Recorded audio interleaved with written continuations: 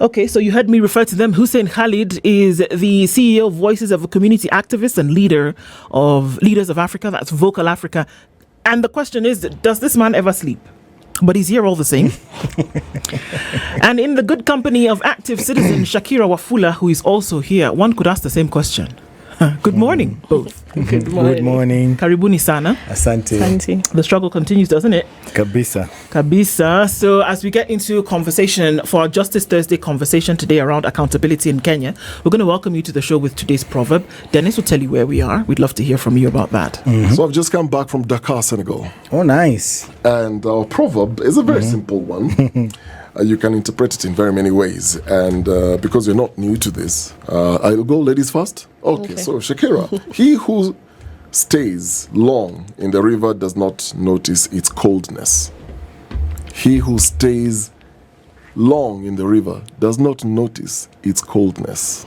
How cold is that river? Oh my goodness. I mean, literally, the body adapts when you're in such certain situations, physiologically, that is, and you stop feeling that pressure to escape a situation.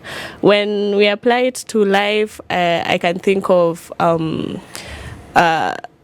as human beings, when we just get in our comfort zone, something might not necessarily be good for you, but that is what you're familiar with, and that is what your body and your psyche has already adapted to. So you don't really make an effort to, get out of that situation. You're just there, even if the river is cold. Unatetemeka tu ukiwa hapo ndani unazoea. Yeah. Spot on. Hussein.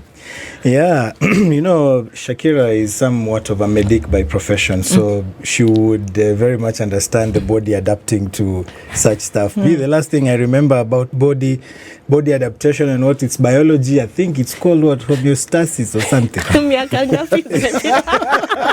That's like 20 or so years back. But I mean, for me in life, this speaks to the different generations that we have. I think millennials, and I don't know what came before millennials. They're called baby boomers. Those ones, yeah. I think there was Gen X, and Gen X, then boomers. Yeah, I think they were so used to life just as is, and the Gen Zs now have come up and they're not adapting. They're saying this is not right. So for me, I think we from the other generations who are so used to things being the way they are, and you're like, okay, now what else can we do about it? A few of us who are trying to do things here and there, but the larger population were like, let's just take every day as it comes. But the generation Zs, the Shakiras and the others, I think they've changed Kenya for good. And despite what people are saying, parenting and what and all that, I think the parents of Gen Zs must be extremely proud of themselves, because they've done Kenya a very big favor. It's interesting you're saying the parents should be proud. Yeah. And the head of state was speaking to the same parents. Yes. And telling them, you need to talk to your children. There's a problem here. So you're responsible. If you let your children go to the streets, police are not on the streets to parent, Shakira. That's what the president said. And what do you expect, he asked. I totally disagree with him. I think the parents have done a splendid job. Gen Zs are the best thing that has happened to Kenya since Mau Mau. This country, we are where we are today.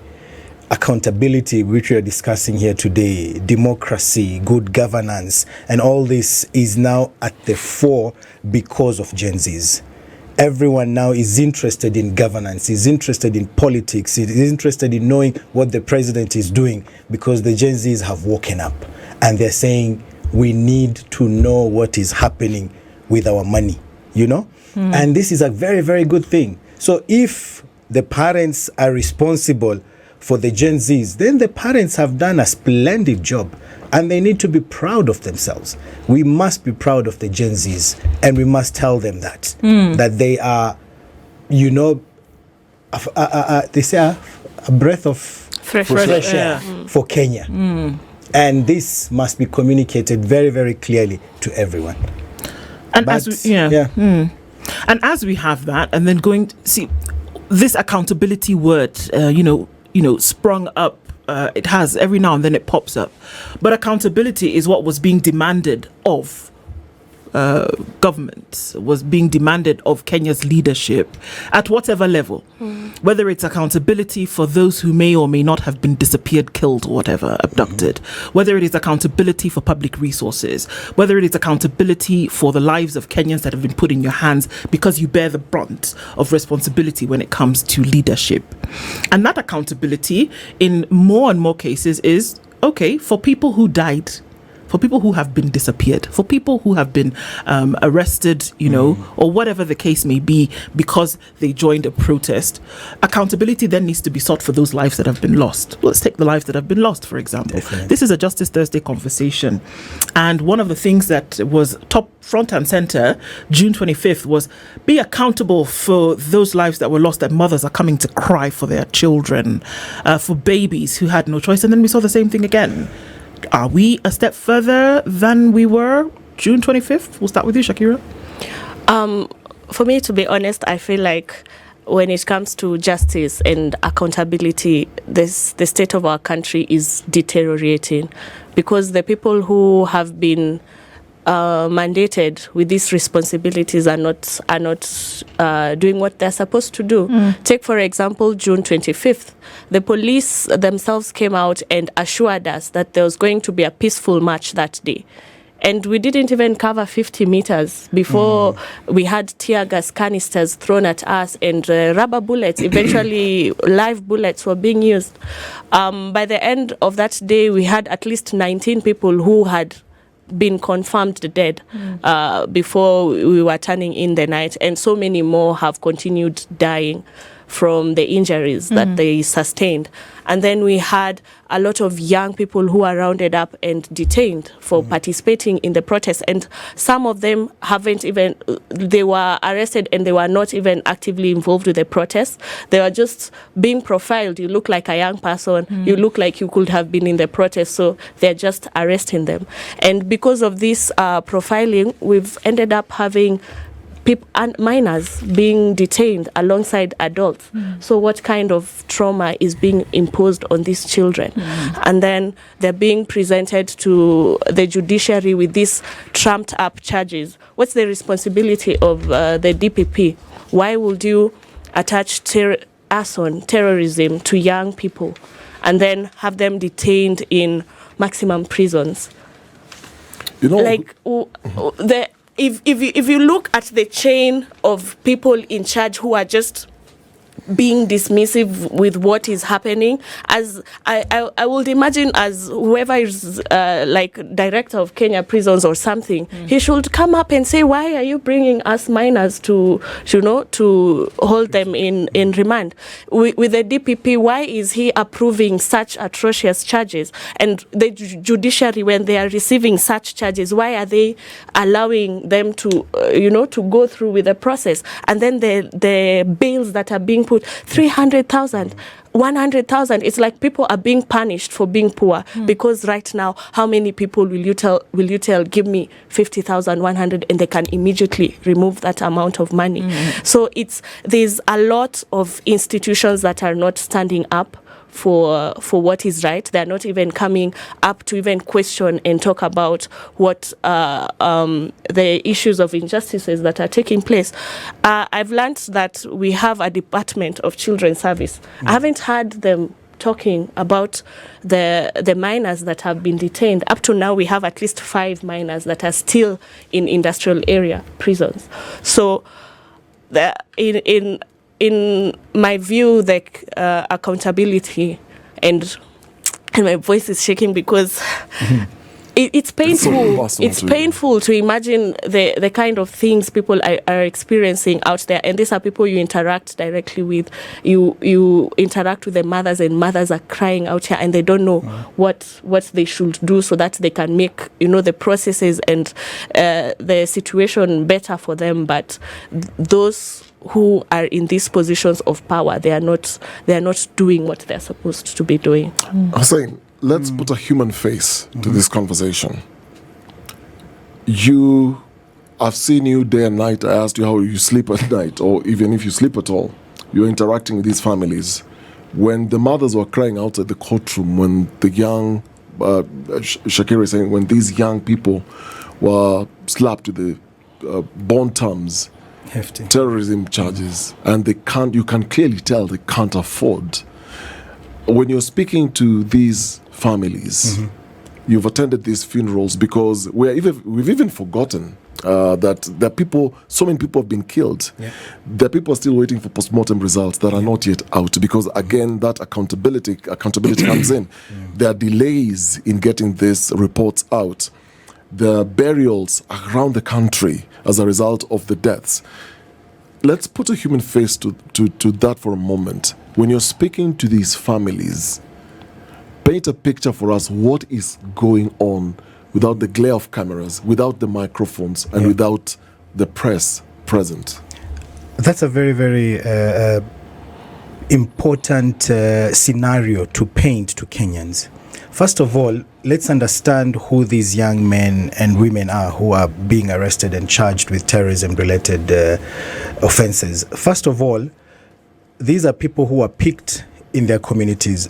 Every time you have protests, you will hear in the evening, this and this place, there is a massacre happening. This and that place, there is this happening. It is at that time when the police are now breaking into homes, arresting people who are coming from their jobs. And in 90% of the situations, they do this in informal settlements. It will either be Githurai, Kibera, Mathare, and such kind of places. That is where they go to pick these individuals. So then the next day they can say, we have arrested this number of people. We saw everyone at Kenya Human Rights Commission, there were CCTV cameras when mothers were holding their press conference. And we have faces of those goons who attacked. Have you seen any of them being arrested? Nope. Absolutely not. No. We have seen a number of videos of goons mugging people during protests. There was this lawyer, I think, who was attacked. We have very clear pictures and images of those individuals. Have they been arrested? None of them. We've seen these goons walking step by step with police officers. We have pictures, we have images. None of those have been arrested. So first of all, we have to understand when the mothers are crying, when the mothers in court are saying this is unfair, it's first of all, they know that their children are not what they have been presented by the government to be. These are children who are arrested in their, evening. Maybe they are walking from work, going back home. Some of them were even ejected from their homes because the police needed numbers to show that they have arrested. When people resist, like, why are you arresting me? What have I done? Then you start hearing, gunshots and what and what. Exactly. That is the scenario, first of all, we have to understand. So the state knows who the goons are. Whoever they want to call terrorists, they have, undisputed evidence of who they are. But they choose to deliberately ignore those. So let me ask you, Yes. Hussein, what we're saying here is, if the same vim and vigor that was applied to these hundreds of young people who were arrested and these charges trumped up, as you've referred to them, if the same vigor was used to find the goons, for example, those who seemed as though they walked accompanied by police on the 25th and on the 7th, as well as those who showed up at the Kenya National Human Rights Commission compound that Sunday, if the same effort was then used to find them as it was to arrest on this other side, would we then say that a certain level of accountability then was being pursued or justice? You see, first of all, there would be no need to apply that same vigor because these are people who are already known. You don't need to go out and break into homes and force people out. No need, because this is, it's already there. KHRC have presented picture by picture, from their CCTV camera. This is the first one who came in, the one who was struggling with the security officer. This is the second one, the third one. They have like 20 pictures already displayed and asking people, if you know who they are, let us know. So first of all, you wouldn't even need that. It's even easier for them to get the right people. But secondly, at least you would know you are dealing with the right people. They are not just victimizing, just innocent persons who are just maybe working from home. I was with another lady. I don't know if you saw the video, the lady who was coming out from the morgue and then she just collapsed. Yes. Yeah. This lady had actually talked to her husband just like 20 minutes earlier. And the husband was working, he was doing the road construction work. And you could tell because when we saw the body, he had black ink on his fingers. And he had just spoken to him. She had just spoken to him. And he told her, I have to come home because I know at night things might get... because so I have to be home with you guys. So the wife said, be careful as you're coming home because, these guys are all over. And then that's the last time they spoke. And then the next thing you hear, he was shot in the head, from the back. Most of these gunshots are from the back. So I don't know what harm this individual was posing to the person who shot them. If you're shooting from the back, the exit wound is from at the front. It really, it communicates that that's just clear malice and intent to kill. So Bridget, I was with the mother and she was saying, Bridget, the 12-year-old girl, the school had told them on Sabasaba, if it's safe, if you feel secure, then you can come. But if you're not, you don't feel like it's going to be safe, you can stay at home. So she was a prefect and, she liked going to school and she insisted to her mom, let me go to school. And the mom was like, no, this is Sabasaba, I'm not letting you go to school. You're way much safer at home. Kaa hapo angalia TV leo. Hakuna kwenda shule. And the bullet found her right where she was seated. Oh, no. How do you explain to that mother, honestly, what has happened? So you find that the government is trying to display innocent Kenyans as the guilty persons. They're trying to paint protests as a bad thing. I was in another show here on KTN, I think 2 days ago, with an MCA from Kisii. And she was saying, but this protest, every other day there's a protest, people die. Why are you guys still insisting on protesting? But it's not the protests people that die kill or people are killed. People are killed by police officers. People are killed by goons brought in by politicians. Protesters are very innocent, as she said. We went to the police. We gave out the notice. The police called us, said, we want to know the route. We gave them the route. Where are you going to stop? Can you have T-shirts for the protesters? Can you do this? And we did everything they wanted. Everything. We made sure everything is there. We gave them we told them we'll start with prayers. We will have a pastor there to start with prayers and urge people, and we'll tell people the route. We'll have marshals. We'll do everything. And they said, okay, fine. So we agreed. As she said, we didn't even it wasn't even 50 meters. And they started firing tear gas canisters. We were with Maraga, we were with Mama Rex and all the other mothers and everyone there. And they completely, decided to go against what was agreed. So what they're trying to do is to say protests are bad, protesters are bad. And they're doing this deliberately because it is in the government's interest not to have peaceful protests. Because imagine how many people stay at home when they hear their protests. How many mothers tell their children, musiende kwa maandamano? So you can imagine if people were assured that protests will be safe, that there will be no chaos, there would be millions. We already have hundreds of thousands with all the fear and all that. So it's in the government's interest. They want people to be afraid because they know if it is safe and everything is fine, we will have millions out here and our legitimacy will be questioned. So when they send out the police, even when you've sat with the police and everything, that's why they can't allow you to protest peacefully. Because they know once it is peaceful, the numbers will swell. It will be like millions in the streets. And Shakira, just picking from his last point, with all this that's going on, are you then afraid? Yes, but we do everything afraid because sema uogopi sasa, that's leaning towards being a bit inhuman.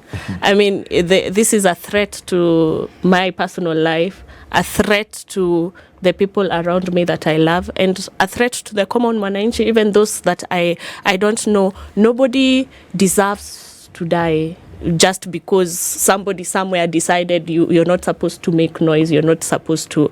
I mean, having the Minister of Interior Affairs giving police ati piga au risasi is instructing the police, people who are mandated to protect the citizens, he's telling them that you should shoot people to kill. The president himself is standing on a pulpit and saying, no, don't shoot to kill, shoot to injure their legs. And I know it's a coping mechanism when we try and make these jokes out of it, as a way of surviving through it. But Rex Masai died from a gunshot to the leg. Yes. So it's you can't say that just because you've been shot on the leg, it's only going to be an injury. And we've had a lot of people amputated. And these are life-altering injuries. If you've grown up, you're 20 years, you've lived your entire life with two legs, and now you have to start learning to adjust to having a single leg, and some even both legs amputated. And even when it comes to accountability, these are injuries caused by the state. What is the state's response when it comes to healthcare? Hanifa has to go to Kenyatta National Hospital to push so that people can get treatment. And this is a public hospital. We have, we saw how they treated Boniface, the mask seller who was shot on the head. They wouldn't even allow the family to visit him. And what was the reason as to why they were hiding his body for that entire time? People being presented for postmortems, the medical records are questionable. So before even a mortician agrees to perform the postmortem, they're saying there is something faulty from the hospital. Why is the hospital not taking responsibility? Like there's I feel like the dignity of the common mwananchi has been stripped off completely. We are lying bare. There's at every single level within our institutions, there is barely anybody like there to call out for justice, calling out to make sure that human rights are actually observed. And then the question then, if that's the case that folks are asking, then why not just stop? The question was, we're talking about all this pain, yeah? You were cracking up at some point, Shakira, and I can't imagine what kind of therapy you have to go through all the time, Hussein, day after day after day.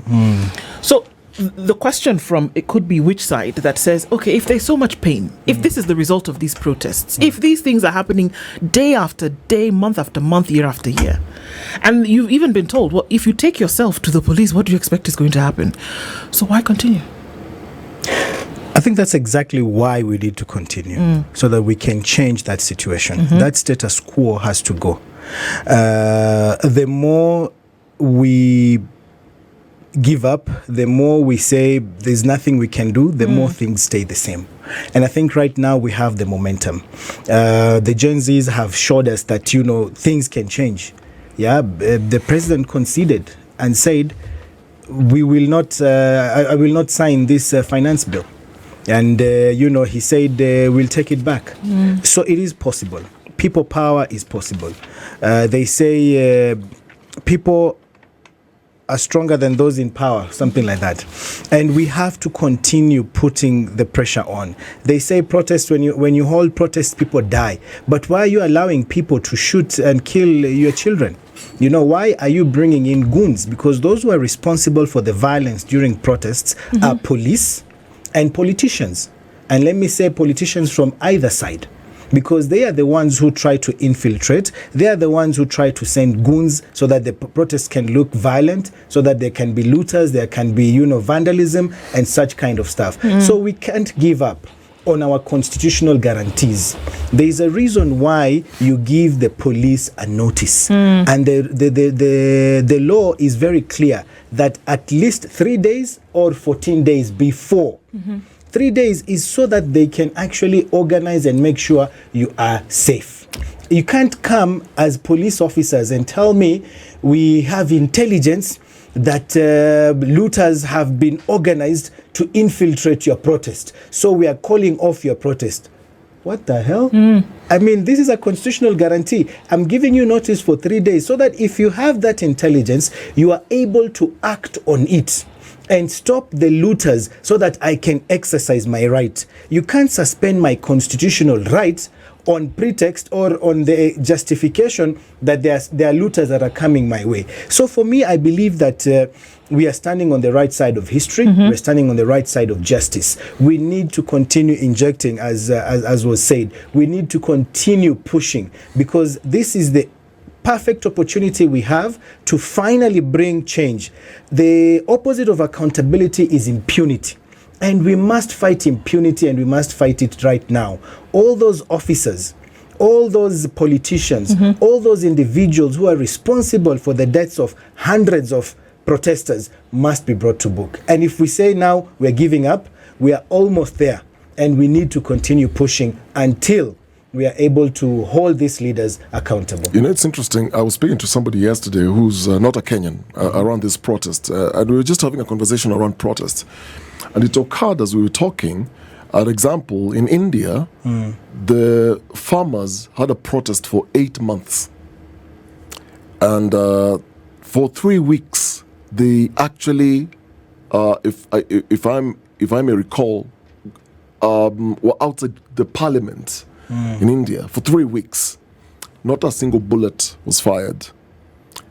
And the farmers actually ended up camping out on major roads. Imagine people on Mombasa roads you can't access, such that now the police had to find alternative routes for vehicles to move and for people to move, because they had a right to protest. Exactly. And eventually, the Prime Minister had to listen to the to what the farmers wanted. No single bullet was fired entire time for 8 months of protest.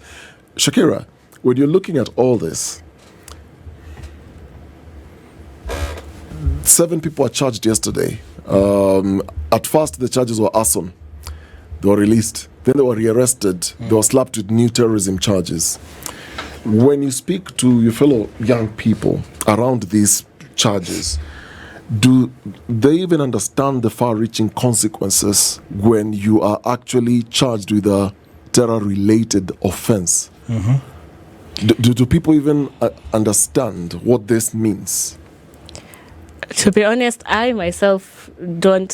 I am yet to grasp the depth of it. I wasn't even aware that there was a particular terrorism act that and that they are processed in a different court and things that these are things that I'm learning right now as we go, and I'm being told this is something that is going to be in your records indefinitely. That's far-reaching consequences. Indefinitely. And this is a 20-year-old, a 19-year-old, a 25-year-old, and they are yet to even start life, basically, given the circumstances that we are in this country. So now, even going to school, applying for tertiary university level education is going to be a problem, because they'll have this question hanging at them.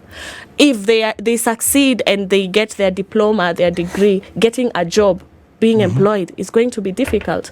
People with a terrorism charge, I don't think they can be allowed to even exit the country. They are not accepted in other countries. So if you have relatives in other countries, if you want to tour, if you want to go for holiday, to work, is that possible? Now that we're even exporting young people to go and work in other countries, they do not qualify for such. And it is we are not terrorists. I think it is even the hashtag that we are using. We are not terrorists. We are not criminals. We are just young people who believe our country can be better. Where do you think that narrative came from? Because we see a lot of it threading through, isn't it? That, first of all, how do you subject people to go out into the street to protest, because there is a rallying call for people to come out and protest, that Khalid stands somewhere with a megaphone and says, you guys come out into the streets, or Shakira in her neighborhood says, you guys need to come out. But that what we are doing is subjecting people to criminal behavior, to criminality of goons and rapists and all these other things. That, number one, how do you live with that conscience? And then number two, there's this narrative that, that's what you're doing, that if you're calling for that, then you're actually getting people to surrender their lives to loss. And that's the message we need to send out to the people, that this narrative is constitutional. Article 37 is very clear that you have a right to protest, to demonstrate, to picket, and to present petitions to public offices. They are trying to give protest and to suspend the constitutional guarantees by using propaganda, by using violence, by using vandalism. I mean, look at protests and how they roll out. It's never those young men and women who come out. It's always announced, come with your flag, come with your phone, and come with a bottle of water. It's very, very clear. But because they fear the protest, because they don't want those rights to be guaranteed, they then send out the police. And then they come out and they say, why are you protesting? People will be killed. But we're not the ones killing the people. I didn't shoot Bridget, the 12-year-old girl. It's your police officers. And if anything, you are the one telling police officers that if you are required to account, if they investigate, we will not cooperate. And then you come back and you blame the protesters when you politicians are sending the goons out there. So what they want is actually to do exactly that, to make us give up our constitutional rights to protest. And if we are angry, then what do? They want to turn Gen Zs into the other generations where things go wrong and you just say, well, protest, people will die, so let's keep quiet. But I'm really, and this is why I keep insisting, so proud of the Gen Zs, because one, I think the free primary education by Mwai Kibaki, the new constitution, and I keep saying this, we shall never go back. People say we don't want to go back to the dark days. With the Gen Zs, we will not go back to that. And we will continue to push on. Protests, demonstrations are a constitutional guarantee. And we have to send that message. If tomorrow the Gen Zs come out and say, Nane, we are protesting, I'll be there with them, to support them, to let them know that this is your rights. And if anyone kills people, they are the ones who are wrong. It is not you who calls for protests who are wrong. It's those who are sending goons who are wrong. But you, demanding for your rights, demanding for a better Kenya through protests is a constitutional guarantee, and you must and should continue enjoying that right. Shakira, do you think enough is enough? We've seen enough death, bloodshed, chaos, destruction, loss of life, everything you can imagine. You can then, quote unquote, just say total anarchy. Do you think enough is enough? There's no need to have any more protests. You need then to rethink how else to get these people out. Maybe wait for 2027. I'd like to correct that to the previous question. Let us recall why we came out to the streets the first time. It was about the finance bill.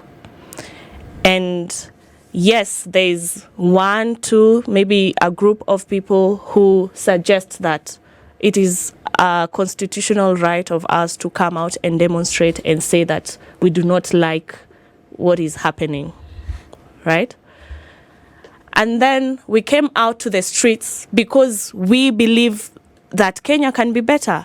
These taxes, we are being imposed on taxes and we don't see where the money is going. These leaders are living extravagant lifestyles on taxpayers' money. Hospitals are not well equipped. The syllabus, we don't have sufficient books. We don't have enough teachers, yet there is enough money to renovate State House and to come up with the office of I don't know whose wives. Right? And we came out to the streets, and instead of listening and taking a step back and accepting that the Kenyans, the young people have had enough, let us make some effort towards, lightening, making the burden lighter on them.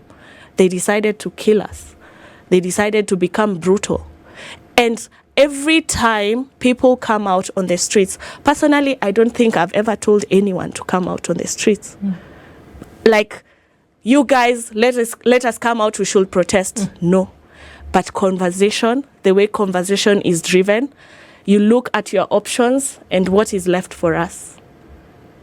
The only thing that we are left to do is to protest, because all other avenues, we have exhausted them, and they are not, there's no results from this, right? And in as much as people lose their lives, people are injured, and it is painful. It is painful for all these individuals. It is painful for all these families. We cannot keep quiet. Silence is complicity, because the only thing that we have left is our voice. And change cannot happen, clearly cannot happen when we sit back and say, let us watch and wait what they are going to do, or we sit back and complain. So it is the situation is dire, but people look at what they have to live for, and they say, afadhali nitoke niende nikakufie kwa streets, and I'll know I will have died a dignified life. I won't have died on my knees. I will have died standing, my chest up, and having this belief in a better country, this belief that everyone should excel in our community, not just a select few. And yes, right now there's conversations on how can we organize better, how can we ensure that the damage to people's lives, the damage to property is minimal. But this is responsibility that should not be burdened on us as citizens of this country. The people responsible are the ones who are letting us down. And we go around civic education and political engagement, and we have young people especially understand, because we are the majority of the population right now, what it means to be an active citizen in this country. And right now, the thing we are looking towards is 2027. But at the same time, we are exploring how can we make this change happen sooner. Because if we just sit back and wait till 2027, our country is going down the drain. We won't have a country left. And if we are to sit back waiting for 2027, the political class, Ruto, is already planning how they will ensure that they extend to 2032. You remember they even tried to introduce the term of extending the term limit to 7 years. So if we sit back and watch, like, how bad does it have to get so that we can say, now it doesn't matter whether I come out on the streets and lose my life? Because are we saying that the option of sitting back and waiting and hearing the words that we hear from the president, who again reiterated those same words yesterday when he said, you know what, let me work, let me just do what it is that I'm supposed to do. But that's the option. Working. That's the option. He's doing a lot of PR and talking. I mean, that the energy and the amount of money that is spent on him going out for these rallies and camping on top of vehicles and talking, why doesn't he just work? If somebody is working, the results can be seen and people can actually see. And I feel like for somebody like Ruto, his biggest issue is also how he communicates to us as citizens. Just the words that they use is angering. So if even from the perspective of how they talk down at us, is like, I mean, we are not fools. We can see if you are actually working, where are the results? You promised, and nobody forced you to come out and campaign for this seat. You gave us a manifesto, and people chose, because a lot of people actually voted for Ruto. People chose to give you the benefit of doubt despite your history, and said, you know, hustler, this is a person we can rely on. But none of the things that he promised have actually come to be fulfilled. So if he's saying, let me work, nobody is stopping him from working. Let him do the work, and if he's actually working, we will see the results. True. Well, the president's argument, Khalid, is I can't work because there are attempted coups all the time. You're not creating an enabling environment for me to work. And given that it's very clear there's infiltration of goons in these protests, can we then say we look at now the other options? Well, Shakira is not agreeing with that. We don't necessarily need to wait for 2027, but a coup really may not necessarily be the solution. If then there's another protest, like you said, Nane, we are almost sure and guaranteed there will be loss of life. So how many lives do we need to lose before 2027, before we can then rethink what are the other strategies? So let it be clear, none of us is thinking of anything even close to a coup. You know, we respect the constitution, we respect the laws of the land, so no one is interested in any way in engaging in any illegal or extra legal activities to get the president out of office or any kind of that. No one is interested in that. What we are saying is we want our demands met. Over 100 now, since the Gen Z protest began, over 100 Kenyans have lost their lives. 200. Well, 200 from last year. Yes. Well, I don't know if we if last year we have 70 and we already have 48 from Sabasaba. From Sabasaba, that's over 100. Okay, it could get to 200.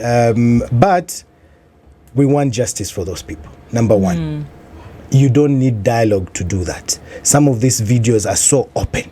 You know what happened in Albert Ojwang's case. The complainant, it's very clear who the complainant is. Why is he not behind bars? Why are they lying? Why are they hiding?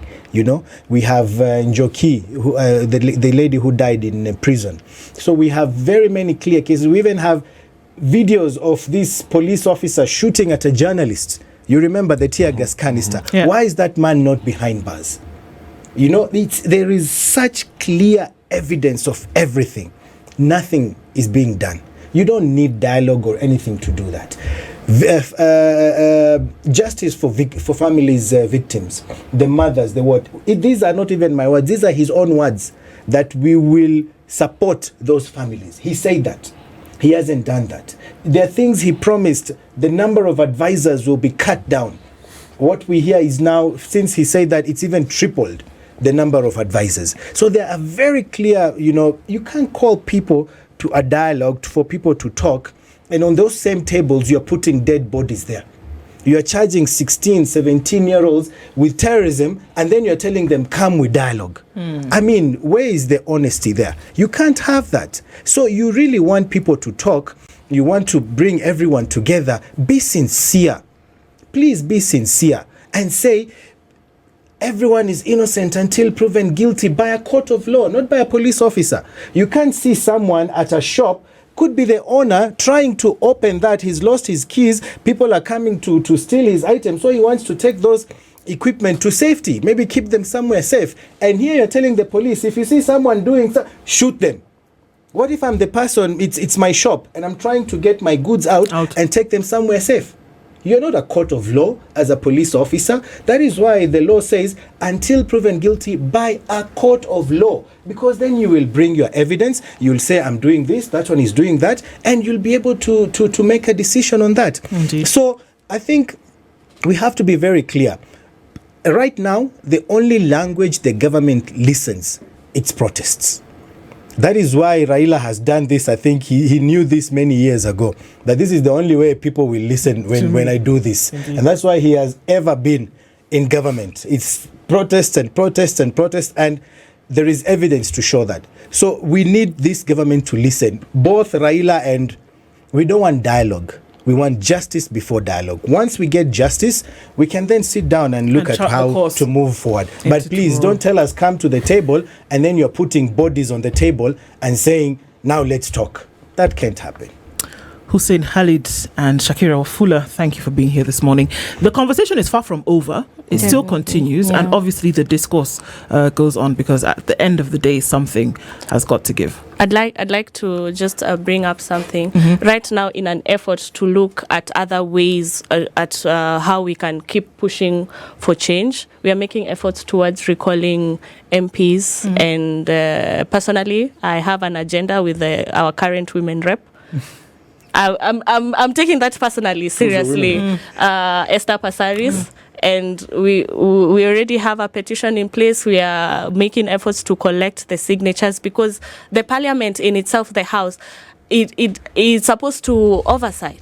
Very few times have we seen these people from these institutions being called and being asked questions and, them talking for the people. Instead of talking for the people, they are talking for their side. So I would also encourage any young person who feels like they're a member of parliament, their women rep has not served them properly, to start the recalling process. It's not so difficult. You just need to have the petition in place with the evidence, and then you collect signatures of at least a third of the registered voters in that level.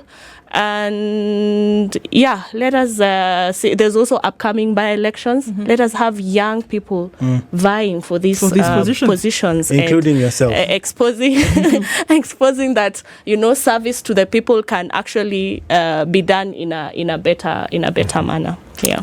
Shakira and Hussein, thank you so much for being here. We continue talking. This is the Situation Room, the only way to start your day.